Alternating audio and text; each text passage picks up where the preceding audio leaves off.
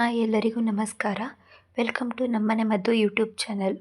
ಇವತ್ತಿನ ವಿಡಿಯೋದಲ್ಲಿ ನಾವು ತಲೆನೋವು ಹಾಗೆ ತಲೆನೋವಿನ ವಿಧಗಳು, ತಲೆನೋವಿಗೆ ಉಪಯೋಗಿಸುವಂತಹ ಮನೆಮದ್ದುಗಳ ಬಗ್ಗೆ ತಿಳಿದುಕೊಳ್ಳೋಣ.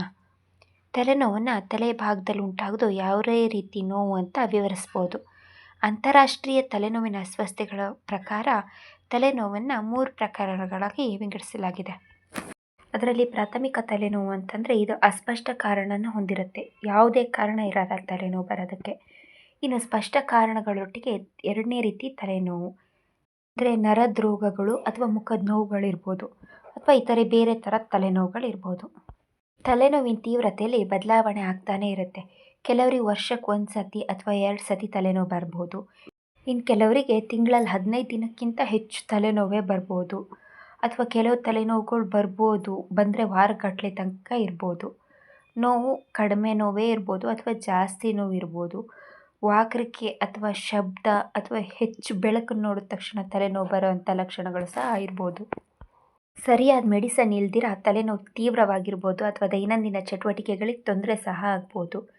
ದಿನನಿತ್ಯದ ಜೀವನದ ಕೆಲವು ವ್ಯಕ್ತಿಗಳ ಮೇಲೆ ಪ್ರಭಾವ ಬೀರೋದ್ರಿಂದ ಅದರಿಂದ ತುಂಬಾ ಪರಿಣಾಮ ಬೀರುತ್ತೆ. ಹಾಗಾಗಿ ಇದಕ್ಕೆ ಚಿಕಿತ್ಸೆ ಅಗತ್ಯ ತುಂಬಾ ಇರುತ್ತೆ. ಸಾಮಾನ್ಯವಾಗಿ ತಲೆನೋವಿಗೆ ಬೇರೆ ಬೇರೆ ಮೆಡಿಸನ್ಗಳನ್ನ ತಗೋತಾರೆ, ಟ್ಯಾಬ್ಲೆಟು ಅಥವಾ ಸಿರಪ್ ಈ ಥರ. ಅದ್ರ ಬದಲು ಈ ಮನೆಮದ್ದುಗಳನ್ನ ಉಪಯೋಗಿಸೋದ್ರಿಂದಾನೇ ಆ ಮೆಡಿಸನ್ಗಳ ಮೇಲೆ ಸೈಡ್ ಎಫೆಕ್ಟ್ಗಳನ್ನ ತಪ್ಪಿಸ್ಬೋದು. ಇನ್ನು ಆ ಮನೆಮದ್ದುಗಳು ಯಾವುವು ಅಂತ ನೋಡೋದಾದರೆ, ನೀರು ಕುಡಿಯೋದ್ರಿಂದ ತಲೆನೋವನ್ನು ಕಡಿಮೆ ಮಾಡ್ಬೋದು. ಕಾಮನ್ನಾಗಿ ಎಲ್ಲರೂ ತಲೆನೋವು ಅಂದ ತಕ್ಷಣ ಡಿಹೈಡ್ರೇಟ್ ಆಗಿರಬೇಕು, ನೀರು ಕುಡೀರಿ ಅಂತ ಹೇಳ್ತಾರೆ. ಇದು ಕಾಮನ್ನು. ಅತಿಯಾಗಿ ತಲೆನೋವು ಬಂದಾಗ ಆಯಾಸ ಹೆಚ್ಚಾಗ್ತಾ ಇದ್ದರೆ ಇದು ನೀರು ಕಡಿಮೆ ಆಗಿದೆ, ನೀವು ಕುಡ್ದಿರೋ ನೀರು ಕಡಿಮೆ ಆಗಿದೆ ಅನ್ನೋದನ್ನು ತೋರಿಸುತ್ತೆ. ಹಾಗಾಗಿ ಆ ಸಮಯದಲ್ಲಿ ಹೆಚ್ಚಿಗೆ ನೀರು ಕುಡಿಯೋದ್ರಿಂದ ಸಹ ತಲೆನೋವನ್ನು ಕಡಿಮೆ ಮಾಡ್ಕೋಬೋದು. ಡಿಹೈಡ್ರೇಷನ್ ಇಂದ ಉಂಟಾಗಿರೋ ತಲೆನೋವನ್ನು ತಪ್ಪಿಸ್ಬೇಕಂದ್ರೆ ಜಾಸ್ತಿ ನೀರನ್ನೇ ಕುಡಿಬೇಕಂತ ಇಲ್ಲ. ಜಾಸ್ತಿ ನೀರನ್ನೇ ಕುಡಿಯಲಿಕ್ಕಾಗಲಿಲ್ಲ ಅಂತಂದರೆ ನೀರಿನ ಅಂಶ ಇರೋ ಸೌತೆಕಾಯಿ, ಕಿತ್ತಳೆ ಮತ್ತು ಕಲ್ಲಂಗಡಿ ಹಣ್ಣಿನಂಥ ಹಣ್ಣುಗಳನ್ನು ಸೇರಿಸ್ಕೋಬೋದು. ಅಥವಾ ತರಕಾರಿಗಳಲ್ಲೂ ನೀರಿನ ಅಂಶ ಯಾವ ತರಕಾರಿಗಳಲ್ಲಿರುತ್ತೆ ಅಂಥ ತರಕಾರಿಗಳನ್ನು ಸೇವಿಸೋದ್ರಿಂದ ಕೂಡ ನೀವು ಡಿಹೈಡ್ರೇಟಿಂದ ಪಾರಾಗ್ಬೋದು. ಕೆಲವರು ಆಲ್ಕೋಹಾಲ್ ಡ್ರಿಂಕ್ಸ್ ಮಾಡೋದ್ರಿಂದ ಸಹ ತಲೆನೋವು ಬರ್ಬೋದು. ಹಾಗಾಗಿ ಆಗಾಗ ತಲೆನೋವು ಅನುಭವಿಸೋರು ಆಲ್ಕೋಹಾಲ್ ಕುಡಿಯೋದನ್ನು ಸ್ವಲ್ಪ ಮಟ್ಟಿಗೆ ಕಡಿಮೆ ಮಾಡ್ಕೊಳ್ಳೋದ್ರಿಂದ ಒತ್ತಡದಿಂದ ಉಂಟಾಗೋ ತಲೆನೋವುಗಳನ್ನ ಕಡಿಮೆ ಮಾಡ್ಕೋಬೋದು. ಈ ಆಲ್ಕೋಹಾಲ್ ಕುಡಿಯೋದ್ರಿಂದ ಉರಿಯೂತ ಉತ್ತೇಜಿಸ್ಬೋದು. ಅದು ಕೆಲವು ನರಕೋಶಗಳ ಮೇಲೆ ಪ್ರಭಾವ ಬೀರ್ಬೋದು ಅಥವಾ ನಿರ್ಜಲೀಕರಣಕ್ಕೆ ಕಾರಣ ಆಗ್ಬೋದು. ಇದರಿಂದ ರಕ್ತನಾಳಗಳನ್ನು ಅಗಲಗೊಳಿಸೋದು ಸೇರಿದಂತೆ ವಿವಿಧ ಕಾರ್ಯಗಳಿಗೆ ಅಡಚಣೆ ಮಾಡೋದ್ರ ಮೂಲಕ ತಲೆನೋವಿಗೆ ತುಂಬಾ ಅಪಾಯಕಾರಿ. ಇನ್ನು ಬೆಳ್ಳುಳ್ಳಿ ಅದರ ನೈಸರ್ಗಿಕವಾಗಿ ನೋವು ನಿವಾರಕ ಗುಣಲಕ್ಷಣ ಹೊಂದಿದೆ. ಹಾಗಾಗಿ ಯಾವ ಪ್ರಕಾರವನ್ನು ಲೆಕ್ಕಿಸದೆ ಪರಿಣಾಮಕಾರಿಯಾಗಿ ತಲೆನೋವನ್ನು ನಿವಾರಿಸೋ ಸಾಮರ್ಥ್ಯ ಬೆಳ್ಳುಳ್ಳಿಲಿದೆ. ಹಾಗೆ ಶತಮಾನಗಳಿಂದಲೂ ಬೆಳ್ಳುಳ್ಳಿ ಉರಿಯೂತವನ್ನು ಮತ್ತು ನೋವನ್ನು ಕಡಿಮೆ ಮಾಡುತ್ತೆ ಅನ್ನೋದನ್ನು ನಂಬಲಾಗ್ತಾ ಇದೆ. ಇನ್ನು ಬೆಳ್ಳುಳ್ಳಿಯನ್ನು ತಲೆನೋವಿಗೆ ಯಾವ ಥರ ಉಪಯೋಗಿಸೋದು ಅಂತ ನೋಡೋದಾದರೆ, ಬೆಳ್ಳುಳ್ಳಿ ಎಷ್ಟನ್ನು ಪುಡಿ ಮಾಡಿ ಕುದಿಯೋ ನೀರಿಗೆ ಹಾಕಿ ಚಹಾ ಮಾಡಿ ಆ ಚಹಾವನ್ನು ನಿಧಾನವಾಗಿ ಸೇವಿಸ್ತಾ ಬಂದರೆ ತಲೆನೋವಿನ ಪರಿಣಾಮವನ್ನು ಕಡಿಮೆ ಮಾಡ್ಬೋದು. ಇನ್ನು ಶುಂಠಿ ಸಹ ನೋವು ನಿವಾರಕ ಗುಣವನ್ನು ಹೊಂದಿದೆ. ಅದರಿಂದ ಸಾಧಾರಣವಾಗಿ ಶುಂಠಿಯನ್ನು ಪುಡಿ ರೂಪದಲ್ಲಿ ಸೇವಿಸೋದು ಒಳ್ಳೆಯದು. ಶುಂಠಿ ಸಾರಭೂತ ತೈಲವನ್ನು ಕೊಬ್ಬರಿ ಎಣ್ಣೆಯೊಟ್ಟಿಗೆ ಸೇರಿಸಿ ಹಣೆ ಮೇಲೆ ಮತ್ತು ಕತ್ತಿನ ಹಿಂಭಾಗದಲ್ಲಿ ಮಸಾಜ್ ಮಾಡೋದ್ರಿಂದ, ಹಾಗೆ ಶುಂಠಿ ಚಹಾವನ್ನು ತಯಾರಿಸಿ ಅಂದರೆ ತಾಜಾ ಶುಂಠಿ ಚೂರುಗಳನ್ನ ನೀರಿನಲ್ಲಿ ಕುಡಿಯೋದ್ರಿಂದ, ಹಾಗೆ ಹಸಿ ಶುಂಠಿಯನ್ನು ಸೇವಿಸೋದ್ರಿಂದ ಅಥವಾ ಅಡುಗೆಗೆ ಶುಂಠಿಯನ್ನು ಸೇರಿಸೋದ್ರಿಂದ ಅದ್ರ ಉರಿಯೂತ ನಿವಾರಕ ಗುಣಗಳಿಂದ ನಿರಂತರವಾಗಿ ಪರಿಹಾರ ಸಿಗುತ್ತೆ. ಇನ್ನು ಲವಂಗದ ಅತಿಯಾದ ಕಟುವಾದ ವಾಸನೆ ತಲೆನೋವು ನಿವಾರಿಸೋ ನರಗಳನ್ನು ಶಾಂತಿ ಮಾಡುತ್ತೆ. ಇದನ್ನು ಯಾವ ಥರ ಉಪಯೋಗಿಸೋದಪ್ಪ ಅಂತಂದರೆ, 2 ಹನಿ ಲವಂಗದ ಎಣ್ಣೆ, 1 ಚಮಚ ತೆಂಗಿನ ಎಣ್ಣೆ ಮತ್ತು 1 ಚಮಚ ಉಪ್ಪು ಇದಿಷ್ಟನ್ನು ಮಿಕ್ಸ್ ಮಾಡಿಕೊಂಡು ಹಣೆಗೆ ಹಚ್ಚೋದ್ರಿಂದ ತಲೆನೋವು ನಿವಾರಣೆ ಆಗುತ್ತೆ. ಅಥವಾ ಪ್ರತಿದಿನ 1 ಅಥವಾ 2 ಲವಂಗಗಳನ್ನ ಪುಡಿ ಮಾಡಿಕೊಂಡು ನಿಮ್ಮ ಕರ್ಚೀಫಲ್ಲಿ ಇಟ್ಕೊಂಡು ತಲೆನೋವು ಇದ್ದಾಗ ಅದ್ರ ವಾಸನೆ ತೊಗೊಳೋದ್ರಿಂದ ಸಹ ತಲೆನೋವು ಕಡಿಮೆ ಆಗುತ್ತೆ. ಇನ್ನು ಮೆಗ್ನೀಷಿಯಂ ಸೇವನೆ. ಮೈಗ್ರೇನಿನ ತೀವ್ರ ಮತ್ತು ರೋಗನಿರೋಧಕ ಚಿಕಿತ್ಸೆಯಲ್ಲಿ ಮೆಗ್ನೀಷಿಯಂ ಅತಿ ಅಗ್ರ ಸ್ಥಾನದಲ್ಲಿದೆ. ಮೈಗ್ರೇನ್ ರೋಗಶಾಸ್ತ್ರದಲ್ಲಿ ಭಾಗಿಯಾಗಿದೆ ಅಂತ ಭಾವಿಸಲಾಗಿರೋ ನಿಯತಾಂಕಗಳ ಮೇಲೆ ಪ್ರಭಾವ ಬೀರುತ್ತೆ. ಇದು ನರಗಳ ಒತ್ತಡವನ್ನು ಕಡಿಮೆ ಮಾಡುತ್ತೆ. ಇನ್ನು ಸಾಧಾರಣವಾಗಿ ಮೈಗ್ರೇನ್ ಮತ್ತು ಒತ್ತಡದ ತಲೆನೋವಿಂದ ಬಳಲ್ತಿರೋ ಜನರಲ್ಲಿ ಹೆಚ್ಚಾಗಿ ಮೆಗ್ನೀಷಿಯಂ ಅಂಶ ಕಡಿಮೆ ಇದೆ ಅಂತ ಹೇಳಿ ಅಧ್ಯಯನಗಳೇ ಹೇಳಿವೆ. ಹಾಗಾಗಿ ಹೆಚ್ಚಿಗೆ ಮೆಗ್ನೀಷಿಯಂ ಇರುವಂಥ ಆಹಾರ ಸೇವನೆ ಬಹುಮುಖ್ಯ. ಇನ್ನು ಮೈಗ್ರೇನ್ ಇರುವಂತಹ ವ್ಯಕ್ತಿಗಳು ಸಾಧಾರಣವಾಗಿ ಧಾನ್ಯದ ಹಿಟ್ಟುಗಳು, ಕಾಳಿನ ಪುಡಿಗಳು ಅಥವಾ ಬಾದಾಮಿ, ಕಂದು ಅಕ್ಕಿ, ಓಟ್ಸ್, ಕುಂಬಳಕಾಯಿ ಬೀಜಗಳನ್ನು ಹೆಚ್ಚಿಗೆ ಸೇವಿಸಬೇಕಾಗತ್ತೆ. ಇದರಿಂದ ಮೆಗ್ನೀಷಿಯಂ ಅಂಶ ಸಿಗುತ್ತೆ. ಇದು ಮೈಗ್ರೇನ್ ತಡೆಗಟ್ಟುವಲ್ಲಿ ತುಂಬಾ ಸಹಾಯ ಮಾಡುತ್ತೆ ಅಂತಲೇ ಹೇಳ್ಬೋದು. ಸಾಕಷ್ಟು ಅಂದರೆ ನಮಗೆ ಎಷ್ಟು ಮಿತಿ ಇದೆಯೋ ಅಷ್ಟು ಆಹಾರ ಸೇವನೆ ಮಾಡೋದು.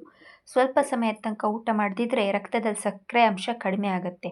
ಇದರಿಂದನೂ ತಲೆನೋವು ಬರ್ಬೋದು. ಆರೋಗ್ಯಕರವಾಗಿರೋ ಆಹಾರನ ತಕ್ಷಣ ತಿನ್ನೋದ್ರಿಂದ ಇದನ್ನು ತಲೆನೋವನ್ನು ನಿವಾರಿಸ್ಬೋದು.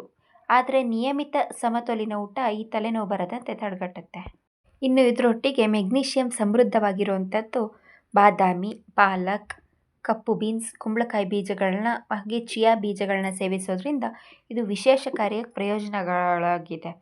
ಮೆಗ್ನೀಷಿಯಂ ರಕ್ತನಾಳಗಳನ್ನು ಸಡಿಲಗೊಳಿಸುತ್ತೆ ಮತ್ತು ತಲೆನೋವಿನ ತೀವ್ರತೆಯನ್ನು ಕಡಿಮೆ ಮಾಡುತ್ತೆ. ನಿಮ್ಮ ದೇಹಕ್ಕೆ ಸಾಕಷ್ಟು ಪೋಷಕಾಂಶಗಳು ಸಿಗ್ತಿದೆಯಾ ಅಂತ ಕನ್ಫರ್ಮ್ ಮಾಡಿಕೊಂಡು ನಿಯಮಿತವಾಗಿ ಮಧ್ಯದಲ್ಲಿ ಸ್ವಲ್ಪನೇ ತಿನ್ನೋದ್ರಿಂದ ತಲೆನೋವಿನ ದೂರ ಇಡ್ಬೋದು. ಇನ್ನು ತಲೆನೋವು ಸಂದರ್ಭದಲ್ಲಿ ಅನ್ನ ಊಟ ಮಾಡೋದ್ರಿಂದ ಸೂಕ್ತವಾದ ಕಾರ್ಬೋಹೈಡ್ರೇಟ್ ಆಗಿದೆ. ಇದು ಜೀರ್ಣಕ್ರಿಯೆ ಮೇಲೆ ಒತ್ತಡನೇ ಹಾಕ್ತಿದ್ದು ಈಸಿಯಾಗಿ ಡೈಜೆಷನ್ ಮಾಡೋಕ್ಕೆ ಕಾರಣ ಆಗುತ್ತೆ. ಸಾಧಾರಣವಾಗಿ ಸಂಪ್ರದಾಯಗಳಲ್ಲಿ ಗಂಜಿ ಅಂತ ಏನು ಕರಿತೀವಿ, ಅನ್ನ ಬೇಯಿಸಿ ನಂತರ ಉಳಿದಿರೋ ಬೆಚ್ಚಗಿರುತ್ತಲ್ಲ ನೀರು, ಆ ನೀರನ್ನು ಬಿಸಿ ಬಿಸಿ ಇರಬೇಕಾದ್ರೆ ಸ್ವಲ್ಪ ತುಪ್ಪದೊಂದಿಗೆ ಸೇವಿಸೋದ್ರಿಂದ ತಲೆನೋವು ಕಡಿಮೆ ಮಾಡ್ಬೋದು. ಗಂಜಿ ಹಾಗೆ ತುಪ್ಪದ ಕಾಂಬಿನೇಷನ್ನು ಜೀರ್ಣಾಂಗ ವ್ಯವಸ್ಥೆಯನ್ನು ಶಮನ ಮಾಡುತ್ತೆ, ಹಾಗೆ ಕಳೆದು ಹೋಗೋ ದ್ರವಗಳನ್ನು ತುಂಬುತ್ತೆ ಮತ್ತು ತಲೆನೋವಿಗೆ ನಿವಾರಣೆಗೆ ಸಾಂತ್ವನ ನೀಡುತ್ತೆ. ಇನ್ನು ಹಾಲು ಮತ್ತು ತುಪ್ಪ ಕೂಡ ತಲೆನೋವನ್ನು ಕಡಿಮೆ ಮಾಡುತ್ತೆ. ತಲೆನೋವನ್ನು ಕಡಿಮೆ ಮಾಡೋದಕ್ಕೆ ಹಸುವಿನ ಹಾಲನ್ನು ಬೆಚ್ಚಗೆ ಸೇವಿಸಬೇಕಾಗತ್ತೆ. ಇದು ರೋಗ ನಿರೋಧಕ ಜೀವಸತ್ವಗಳು ಮತ್ತು ಖನಿಜಗಳಿಂದ ಅಧಿಕವಾಗಿದೆ. ಹಾಗಾಗಿ ಉರಿಯೂತವನ್ನು ಕಡಿಮೆ ಮಾಡೋದ್ರ ಮೂಲಕ ಮೈಗ್ರೇನ್ನ ಯಾವ ಥರ ಮೈಗ್ರೇನ್ ಬರುತ್ತೆ ಅನ್ನೋದನ್ನ ಕಡಿಮೆ ಮಾಡುತ್ತೆ. ಇನ್ನು ಸಿಹಿ ತಿಂಡಿ ಅಥವಾ ಒಂದು ಚಮಚ ಸಕ್ಕರೆ ತಿನ್ನೋದ್ರಿಂದ ಕೂಡ ಕೆಲವೊಮ್ಮೆ ರಕ್ತದಲ್ಲಿರೋ ಗ್ಲೂಕೋಸ್ ಮಟ್ಟವನ್ನು ಹೆಚ್ಚಿಸ್ಬೋದು. ಇದು ಕೂಡ ತಲೆನೋವು ನಿವಾರಣೆಗೆ ಸಹಕಾರಿಯಾಗಿದೆ. ಇನ್ನು ನಮ್ಮ ಭಾರತ ದೇಶದಲ್ಲೇ ನೋಡೋದಾದರೆ ಬೆಳಗಿನ ತಲೆನೋವನ್ನು ತಡೆಗಟ್ಟೋದಕ್ಕೆ ಒಂಥರ ಸಾಂಪ್ರದಾಯಿಕ ಪರಿಹಾರ ಅಂತಲೇ ಹೇಳ್ಬೋದು. ಹಾಗೆ ಬೆಚ್ಚಗಿನ ಹಾಲಿನೊಟ್ಟಿಗೆ ಜಿಲೇಬಿಗಳನ್ನ ನೀಡ್ತಾರೆ. ಇದು ಶಕ್ತಿಯನ್ನು ಸುಧಾರಿಸುತ್ತೆ, ಹಾಗೆ ತಲೆನೋವನ್ನು ಕಡಿಮೆ ಮಾಡುತ್ತೆ ಅಂತ ಎಷ್ಟೋ ಜನರ ನಂಬಿಕೆ. ವೀಳ್ಯದೆಲೆ ಎಲೆಗಳು ನೋವು ನಿವಾರಕ ಅಂಶನ ಹೊಂದಿರೋದ್ರಿಂದ ವೀಳ್ಯದೆಲೆಯನ್ನು ಅಗೆದು ತಿನ್ನೋದ್ರಿಂದ ಕೂಡ ತಲೆನೋವು ಕಡಿಮೆ ಆಗ್ಬೋದು ಅಂತ ನಂಬಲಾಗಿದೆ. ಅಥವಾ ವೀಳ್ಯದೆಲೆಗಳನ್ನು ಅರೆದು ಹಣೆಗೆ ಹಚ್ಚೋದ್ರಿಂದ ಕೂಡ ಅದು ತಂಪಾಗಿರೋ ಪರಿಣಾಮ ಸಿಗುತ್ತೆ. ಇದು ತಲೆನೋವನ್ನು ಕಡಿಮೆ ಮಾಡುತ್ತೆ. ಒತ್ತಡ ಹಾಗೆ ಸೈನಸ್ ತಲೆನೋವಿಗೆ ಇದು ವಿಶೇಷವಾಗಿ ಉಪಯೋಗ ಆಗುತ್ತೆ ಅಂತ ಹೇಳ್ಬೋದು. ಜ್ವರ ಅಥವಾ ಫೀವರ್ ಫ್ಲೂ ಹುಲ್ಲು. ಭಾರತದಲ್ಲಿ ಕ್ಯಾರೆಟ್ ಹುಲ್ಲು, ಕಾಂಗ್ರೆಸ್ ಹುಲ್ಲು ಅಥವಾ ಗಜರ್ ಗ್ರಾಸ್ ಮತ್ತು ಧನುರ ವಿವಿಧ ಹೆಸರುಗಳಿಂದ ಬೇರೆ ಹೆಸರುಗಳಿಂದ ಕರೆಯಲ್ಪಡೋ ಫೀವರ್ ಫ್ಲೂ ಅನ್ನೋದು ಮೈಗ್ರೇನ್ ತಡೆಗಟ್ಟೋದಕ್ಕೆ ಕೂಡ ಸಹಾಯ ಮಾಡುತ್ತೆ. ಈ ಎಲೆಯಲ್ಲಿ ಸಂಯುಕ್ತವಾಗಿರೋಂಥ ಪಾರ್ಥೆನೋಲೈಡ್ ಮತ್ತು ಸೆಸ್ಕ್ರಿಟರ್ಪಿಸ್ ಲ್ಯಾಕ್ಟೋಸ್ ಸಿರೋಟೋನಿನ್ ಬಿಡುಗಡೆ ಮಾಡುವಂಥ ಪ್ರತಿನಿಧಿಸುವ ಮೂಲಕ ಉರಿಯೂತನ ಕಡಿಮೆ ಮಾಡುತ್ತೆ. ಇವೆರಡು ಮೈಗ್ರೇನ್ಗೆ ಆಕ್ರಮಣಕಾರಿಯಾಗಿದೆ. ಇದನ್ನು ಹೇಗಪ್ಪ ಯೂಸ್ ಮಾಡೋದು ಅಂತಂದರೆ, ಒಣಗಿರೋ ಫೀವರ್ ಫ್ಲೂ ಎಲೆಗಳನ್ನ ಅಗೆದು ತಿನ್ಬೋದು ಅಥವಾ ಇದನ್ನು ಚಹಾದೊಟ್ಟಿಗೆ ಕೂಡ ಸೇವಿಸ್ಬೋದು. ಬಟರ್ ಬರ್. ಫೆಟಾಸೈಡ್ಸ್ ಹೈಬ್ರಿಡ್ಸ್ ಎಲೆಗಳಿಂದ ಪಡೆದಿರೋ ಬಟರ್ ಬರ್ ವಯಸ್ಕರಲ್ಲಿ ಮೈಗ್ರೇನ್ ತಡೆಗಟ್ಟೋದಕ್ಕೆ ತುಂಬಾ ಪರಿಣಾಮಕಾರಿ ಗಿಡಮೂಲಿಕೆ ಅಂತಲೇ ಹೇಳ್ಬೋದು. ಇದು ಉರಿಯೂತದ ಮಾರ್ಗಗಳನ್ನ ಪ್ರತಿಬಂಧಿಸುವ ಮೂಲಕ ರಕ್ತನಾಳಗಳನ್ನು ಸ್ಥಿರಗೊಳಿಸಿ ಮೈಗ್ರೇನ್ ದಾಳಿ ಆವರ್ತನೆಯನ್ನು ಕಡಿಮೆ ಮಾಡುತ್ತೆ. ಗಿಡಮೂಲಿಕೆಗೆ ಪರಿಹಾರವಾಗಿ ಬಳಸೋ ಬಟರ್ ಬರ್ನ ಮೈಗ್ರೇನ್ ಚಿಕಿತ್ಸೆಯನ್ನು ತಡೆಗಟ್ಟೋದಕ್ಕೆ ಹೆಚ್ಚಾಗಿ ಉಪಯೋಗ ಮಾಡ್ತಾರೆ. ಇದು ಮೈಗ್ರೇನ್ನ ದುರ್ಬಲಗೊಳಿಸಿ ಪರಿಹಾರವನ್ನು ನೀಡುತ್ತೆ. ಲ್ಯಾವೆಂಡರ್ ಎಣ್ಣೆ. ಲ್ಯಾವೆಂಡರ್ ಎಣ್ಣೆ ನರಮಂಡಲದ ಮೇಲೆ ಅದರ ಶಮನಕಾರಿ ಮತ್ತು ಶಾಂತಗೊಳಿಸೋ ಪರಿಣಾಮಗಳಿಂದ ತಲೆನೋವನ್ನು ಕಡಿಮೆ ಮಾಡುತ್ತೆ. ತೀವ್ರವಾಗಿರೋ ಮೈಗ್ರೇನ್ ತಲೆನೋವಿಗೆ ಲ್ಯಾವೆಂಡರ್ ತೈಲವನ್ನು ಸ್ವಲ್ಪ ಉಸಿರಾಡೋದ್ರಿಂದ ಅದರ ಗಾಳಿಯನ್ನು ತೆಗೆದುಕೊಳ್ಳೋದ್ರಿಂದ ತಲೆನೋವನ್ನು ಕಡಿಮೆ ಮಾಡುತ್ತೆ. ಇನ್ನು ಪುದೀನ ಎಣ್ಣೆ ಮತ್ತು ನೀಲಗಿರಿ ಎಣ್ಣೆ, ಅವುಗಳು ಕೂಡ ಗುಣಪಡಿಸುವಂಥ ಗುಣಗಳಿಗೆ ಹೆಸರುವಾಸಿಯಾಗಿದೆ. ಅವು ತುಂಬ ರೀತಿಯಂಥ ಔಷಧಿಗಳ ಪರಿಣಾಮನ ಹೊಂದಿದೆ. ಸಾಮಾನ್ಯವಾಗಿ ಸ್ಥಳೀಯಗಳಲ್ಲಿ ಅಂದರೆ ಹಳ್ಳಿಗಳಲ್ಲೆಲ್ಲ ಈ ಪುದೀನ ಎಣ್ಣೆ ಅಥವಾ ನೀಲಗಿರಿ ಎಣ್ಣೆಯನ್ನು ಜಾಸ್ತಿ ಉಪಯೋಗಿಸ್ತೀವಿ.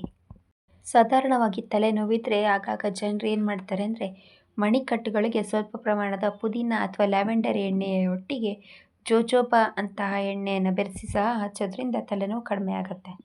ಇನ್ನು ಹಲವಾರು ರೀತಿ ಯೋಗಾಸನ ಮಾಡೋದ್ರಿಂದ ಸಹ ತಲೆನೋವನ್ನು ನಿಯಂತ್ರಣದಲ್ಲಿಡ್ಬೋದು. ಉಸಿರಾಟದ ತಂತ್ರ ಅಥವಾ ಧ್ಯಾನಗಳಿಂದ ಸಹ ತಲೆನೋವನ್ನು ತಪ್ಪಿಸ್ಬೋದು. ಇನ್ನು ತಲೆನೋವುಗಳಿಗೆ ಸೂರ್ಯ ನಮಸ್ಕಾರ, ಭುಜಂಗಾಸನ, ಶಿರಶಾಸನ, ಪವನಮುಕ್ತಾಸನ ಅಥವಾ ಶೀತಲಿ ಪ್ರಾಣಾಯಾಮ, ಶವಾಸನ, ಕಪಾಲಭಾತಿ, ಜಲಂಧರ್ ಬಾಣ ಅಥವಾ ಕುಂಜಲ ಜಲನೇತಿ ಈ ಥರ ಯೋಗಗಳನ್ನು ಶಿಫಾರಸು ಮಾಡಲಾಗುತ್ತೆ. ತಲೆ ಕೆಳಗಾಗಿರೋ ಭಂಗಿಗಳು ಮೆದುಳಿಗೆ ಆಮ್ಲಜನಕನ ಪೂರೈಕೆ ಮಾಡೋದ್ರಿಂದ ತಲೆನೋವನ್ನು ಕಡಿಮೆ ಮಾಡುತ್ತೆ. ಇನ್ನು ತಲೆ ಮಸಾಜ್ ಅನ್ನೋದು ನಮ್ಮ ದೇಶದಲ್ಲಿ ಪ್ರಾಚೀನವಾಗಿರೋ ಪರಿಹಾರ. ಕುತ್ತಿಗೆ, ಭುಜ, ನೆತ್ತಿ ಮತ್ತು ಮುಖಕ್ಕೆ ಎಣ್ಣೆ ಹಚ್ಚೋದ್ರಿಂದ ತಲೆನೋವು ಕಡಿಮೆ ಆಗುತ್ತೆ ಅನ್ನೋದೇ ಈಗಲೂ ನಂಬಿಕೆಯಲ್ಲಿರೋ ಪದ್ಧತಿ. ಭಾರತೀಯರ ಪ್ರಕಾರ ತಲೆ ಮಸಾಜ್ ನೋವಿಗೆ ಚಿಕಿತ್ಸೆ ಅಂದರೆ ತಲೆನ ಹಿಸ್ಕೋದು, ನಿಧಾನವಾಗಿ ತಟ್ಟೋದು, ಹೊಡೆಯೋದು ಮತ್ತು ತಳ್ಳುವಂಥ ನಿರ್ದಿಷ್ಟ ಮಸಾಜ್ಗಳ ತಂತ್ರಗಳನ್ನ ಸಹ ಇವು ಒಳಗೊಂಡಿದೆ. ಇನ್ನು ತಲೆ ಮಸಾಜ್ ಮಾಡೋದು ಸೈನಸ್ ಅಂತ ಸಮಸ್ಯೆ ಇರೋರಿಗೆ ತುಂಬಾ ಪ್ರಯೋಜನಕಾರಿಯಾಗಿದೆ. ಇದು ಆಕ್ಯುಪ್ರೆಷರ್ ಪಾಯಿಂಟ್ ಏನಿದೆ ಅದರ ಮೇಲೆ ಸಹಾಯ ಮಾಡುತ್ತೆ. ರಕ್ತದ ಪರಿಚಲನೆಯನ್ನು ಹೆಚ್ಚಿಸುತ್ತೆ ಮತ್ತು ಗಮನನ ಸಹ ಹೆಚ್ಚಿಸುತ್ತೆ. ಇನ್ನು ನಿದ್ರೆಯನ್ನು ಕಡಿಮೆ ಮಾಡೋದ್ರಿಂದ ಸಹ ತಲೆನೋವು ಬರುತ್ತೆ. ಹಾಗಾಗಿ ಸಮಯಕ್ಕೆ ಸರಿಯಾಗಿ ಇಂತಿಷ್ಟು ಗಂಟೆ ಅಂತ ಏನಿರುತ್ತೆ ಅಷ್ಟು ಸಮಯ ನಿದ್ರೆ ಮಾಡೋದ್ರಿಂದ ತಲೆನೋವನ್ನು ಕಡಿಮೆ ಮಾಡ್ಬೋದು. ನೈಸರ್ಗಿಕವಾಗಿ ತಲೆನೋವನ್ನು ತಡೆಗಟ್ಟಬೇಕು ಅಂತ ಬಯಸ್ತಾರಲ್ಲ ಅವ್ರು ಹೆಚ್ಚು ವಿಶ್ರಾಂತಿಯನ್ನು ತೆಗೆದುಕೊಳ್ಳೋ ಅವಶ್ಯಕತೆ ಇರುತ್ತೆ. ಮತ್ತು ನಿದ್ರೆ ನೈರ್ಮಲ್ಯವನ್ನು ಸುಧಾರಿಸೋದು ಕೂಡ ಅಗತ್ಯ ಆಗಿರುತ್ತೆ. ಸ್ಥಿರವಾದ ನಿದ್ರೆ ಮಾಡೋದಕ್ಕೆ ಒಂದು ವೇಳಾಪಟ್ಟಿಯನ್ನು ಹಾಕ್ಕೊಳ್ಳೋದ್ರ ಮೂಲಕ ನಿದ್ರೆಗೆ ಹೆಚ್ಚಿನ ಆದ್ಯತೆ ನೀಡೋದ್ರಿಂದ ತಲೆನೋವನ್ನು ಕಡಿಮೆ ಮಾಡ್ಬೋದು. ಕುತ್ತಿಗೆ ಅಥವಾ ತಲೆಗೆ ಶೀತ ಅಥವಾ ಐಸ್ ಕಂಪ್ರೆಸ್ ಹಚ್ಚೋದ್ರಿಂದ ಉರಿಯೂತದ ಪರಿಣಾಮ ಕಡಿಮೆ ಮಾಡ್ಬೋದು. ನರಗಳ ವಹನ ತಡಿಬೋದು. ರಕ್ತನಾಳಗಳನ್ನು ಸಹ ಕಿರಿದಾಗಿಸೋದ್ರಿಂದ ತಲೆನೋವು ನಿವಾರಣೆ ಮಾಡ್ಬೋದು. ತಲೆನೋವಿಂದ ಸೂಕ್ತ ಪರಿಹಾರ ಸಿಗಬೇಕು ಅಂತಂದರೆ ಕಂಪ್ರೆಸರನ್ನು ಕುತ್ತಿಗೆ ಹಿಂಭಾಗ ಅಥವಾ ಹಣೆ ಮೇಲೆ ಹಚ್ಚಬೇಕು. ಸುಮಾರು 15ರಿಂದ 20 ನಿಮಿಷಗಳ ಕಾಲ ಹಾಗೆ ಬಿಡೋದ್ರಿಂದ ತಲೆನೋವಿನ ಲಕ್ಷಣ ನಿವಾರಿಸೋದ್ರಲ್ಲದೆ ವಿಶ್ರಾಂತಿಯನ್ನು ಸಹ ನೀಡುತ್ತೆ. ಇದು ಒತ್ತಡ ಅಥವಾ ತಲೆನೋವು ಮೈಗ್ರೇನ್ ನೋವಿನಿಂದ ಬಳಲುತ್ತಿರುವವರಿಗೆ ಉತ್ತಮ ಪರಿಹಾರ. ಇನ್ನು ಆಕ್ಯುಪ್ರೆಷರ್ ಅನ್ನೋದು ತಲೆನೋವಿನ ಪರಿಹಾರಕ್ಕೆ ಪರಿಣಾಮಕಾರಿಯಾಗಿರೋ ಪರಿಹಾರ ಆಗಿದೆ.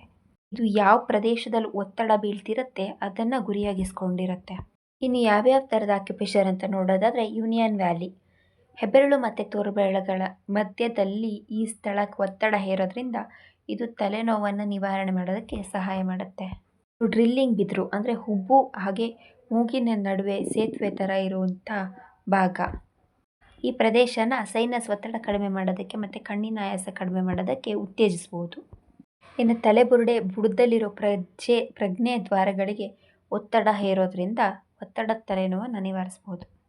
ಇನ್ನು ಮೂರನೇ ಕಣ್ಣು ಅಂದರೆ ಹುಬ್ಬುಗಳ ನಡುವೆ ಇರೋ ಮೂರನೇ ಕಣ್ಣನ್ನು ಒತ್ತೋದ್ರಿಂದ ಒತ್ತಡ ಮತ್ತು ಸೈನಸ್ ಸಮಸ್ಯೆಯನ್ನು ಸಹ ಕಡಿಮೆ ಮಾಡ್ಬೋದು. ಇವಿಷ್ಟು ಮೈಗ್ರೇನ್ ಹಾಗೆ ತಲೆನೋವಿಗೆ ಸಂಬಂಧಪಟ್ಟ ಮನೆಮದ್ದುಗಳ ಕುರಿತಾದ ಮಾಹಿತಿಯಾಗಿತ್ತು.